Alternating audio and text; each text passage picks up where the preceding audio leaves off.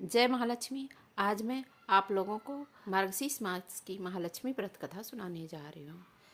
यह व्रत कथा मार्गशीर्ष महीने के पहले बृहस्पतिवार से शुरू किया जाता है और लास्ट बृहस्पतिवार के दिन, 5वें बृहस्पतिवार के दिन इनका समापन होता है।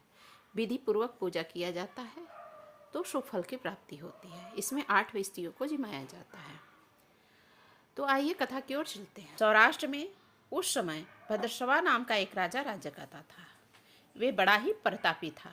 उसकी रानी का नाम था सूरजचंद्रिका। रानी ने देखने में बहुत सुंदर थी और सुलक्षणा भी थी, प्रतिपता भी थी। उन दोनों का 7 पुत्र था। उनके साथ एक कन्या भी थी। कन्या का नाम श्यामबाला था। एक बार महालक्ष्मी के मन में आया कि जाकर के उसके घर देखा जाए। राजा के राजप्रसाद में रहने की लक्ष्मी जी ने कोशिश किया। इसके बाद सोचा कि यदि उसके पास रहेंगे तो बहुत सारे धन दौलत होंगे, और जब राजा के पास धन दौलत होगा तो प्रजा को जरूर बांटेगा।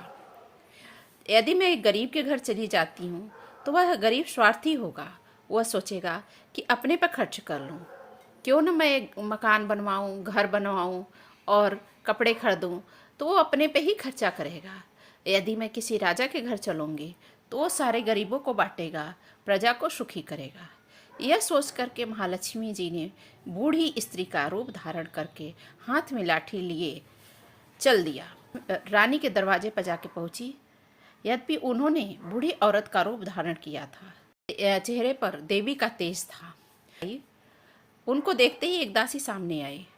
उनका नाम, काम, धाम, धर्म, कर्म पूछा।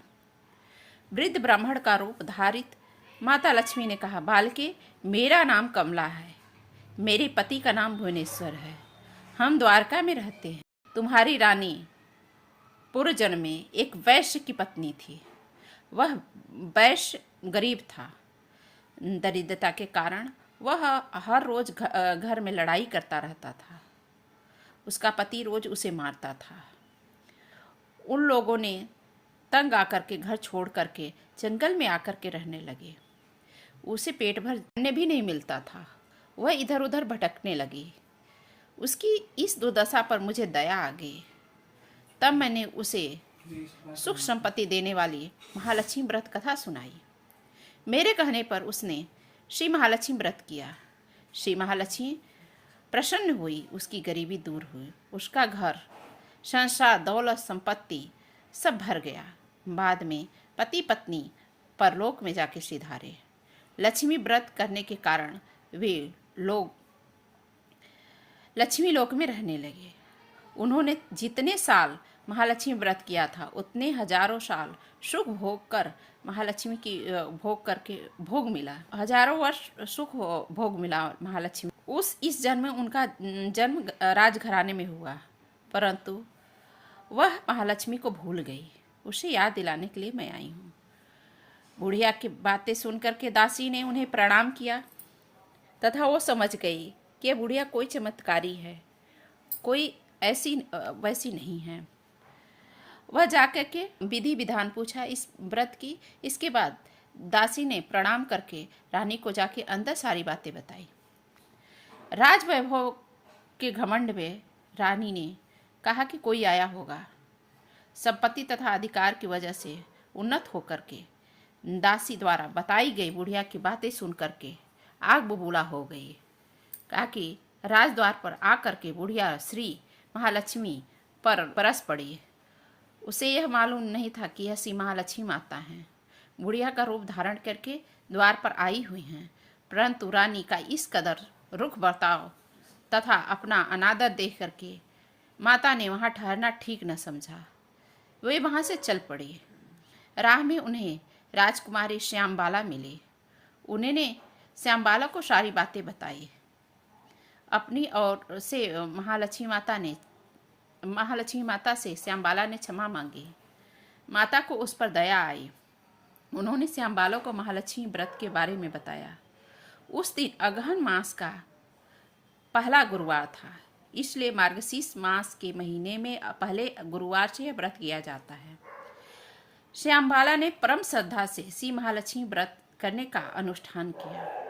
श्यामबाला देवी देवता को समझती थी वह अपनी माता की बातों को कहा कि आप माता की तरफ से मुझे क्षमा करना। लक्ष्मी माता बोली, कोई बात नहीं बेटा, तुम ही कर लो। फलस्वरूप राज सिद्धेश्वरी के सुपुत्र मालाधर से उसका विवाह हुआ। वह धन दौलत ऐश्वर्य से मालामाल हो गई। पति के साथ ससुराल में आनंद से दिन व्यतीत करने लगी। इधर श्री महालक्ष्मी का व रानी का पर प्रकोप हुआ। फलस्वरूप राजा भद्रसवा का राज कारोबार सब नष्ट हो गया। यहाँ तक कि खाने के लाले पड़ गए। ऐसी हालत में एक दिन रानी ने राजा से निवेदन किया, हमारा दामाद इतना बड़ा है, धनवान है, ऐश्वर्यशाली है, क्यों न उसके पास जाएं, अपना हाल सुनाएं, जरूर हमारा मदद करेगा। इस बात पर राजा भद्रसवा दामाद के यहाँ रवाना हुए। राज में पहुँच करके एक तालाब के किनारे थोड़ी देर विश्राम लेने के लिए ठहरे। तालाब से पानी लेने आते जाते दासियों ने उन्हें देखा। उन्होंने विनम्रता पूर्वक पूछा। उन्हें यह मालूम हुआ कि रानी श्यामबाला के पिता हैं, तो दौड़ते हुए रानी को सारी बातें बताई। जब दासी ने सारी बातें रानी को बताई तो राज परिधान में भेज करके उन्हें बड़े ठाट बाट के साथ रानी श्यामबाला ने उनका आदर सत्कार किया, खान पान करवाया। जब वो लौटने लगे, सोने की मोहरे भरे हुए एक घड़ा दिया और सोचा कि हमारे पिता की मदद हो जाएगी। वो घड़ा लेकर के राजा भद्रसवा वापस लौट गया। उन्हें देख करके रानी सूरज चंद्रिका खुश हुई। उन्होंने सोने की मोहरे से घड़े भरे को गले से लगा लिया और उन्हें खोला। पर हाय भगवान, घड़े में धन के बदले कोयले मिले, क्योंकि वह लक्ष्मी जी के प्रकोप थे। यह लक्ष्मी माता की कृपा से वह धन प्राप्त हुआ था। तो जब अच्छे हाथों में धन जाता है महालक्ष्मी का, तो वह सोना बन जाता है। जब किसी गंदे हाथ में जाता है तो कोयला बन जाता है। तो इसी प्रकार रानी के साथ भी हुआ। सोने का मोहर था, वो कोयला बन गया। रानी देख के बड़ी गुस्सा हुई कि हमारी कन्या ने, हमारी लड़की ने ऐसा किया। एक दिन अगहन का अंतिम गुरुवार था। श्यामबाला ने श्री महालक्ष्मी का व्रत किया। एक दिन रानी ने अपने लड़के के पास गई। सोची चलो हमारी लड़की है, मिलाते हैं। गुस्सा तो बहुत था, लेकिन फिर भी अपने लड़की के घर गई और सोची हो सकता है कुछ दे देगी तो मेरा काम बन जाएगा। फिर गई जब वहाँ पे, तो लड़की ने देखा तो सोचा कि इनकी बुद्धि फ्री हुई, हम इनको व्रत करवाएं। तो उसने अपने भी अंतिम गुरुवार था, उसने उद्यापन किया उस दिन और अपने माँ से भी कहा कि आप भी व्रत रखो। इससे सुख शांति मिलता है, सुख समृद्धि है, घर में सुख का वास होता है, घर आनंदमय हो जाता है। कुछ दिनों बाद राजकन्या श्यामबाला अपने पिता के घर आई। उसकी माँ ने व्रत रखने लगा। फिर उसके बाद कुछ दिन बाद उस अपने माता के यहाँ आई, तो वहाँ भी उनके पास भी धन दौलत हो गया था। लेकिन रानी के मन में ये बातें, पुरानी बातें छिपी हुई थी। उसने श्यामबाला को विदाई में क्या दिया? उसने सोचा कि इसने अपने पिता को कोयले भर के घड़ा दिया था। उसने सोचा मैं भी कुछ ऐसा दूं। इसी कारण श्यामबाला के पिता के घर जाने का आतिथ्य नहीं मिला था, इसलिए उसने भी श्यामबाला का अनादर। पर उसे बुरा नहीं। अपने घर लौटते समय उसने पिता के घर से थोड़ा नमक वह लेकर के चली आई। बड़ी खुशी खुशी चली आई। उसके पति ने पूछा कि तुम अपने मायके से क्या लाई हो? उसने जवाब में दिया, मैं वहाँ से सार लाई हूँ। पति ने पूछा इसका मतलब क्या होता है? श्यामबाला ने कहा थोड़ा धीरज तो रखो, सबको मालूम पहले ही हो जाएगा। उस दिन श्यामबाला ने सारा भोजन बिना नमक के बनाया और परोस दिया। पति ने खाना चखा। सारा खाना बिना नमक का था, बिना नमक के स्वादिष्ट नहीं था। इसलिए वो बोलने लगा कि आज तुम भोजन में नमक नहीं डाली हो क्या? कैसा खाना बनाई हो, कैसा भोजन बनाई हो जो कि स्वादिष्ट नहीं लग रहा है?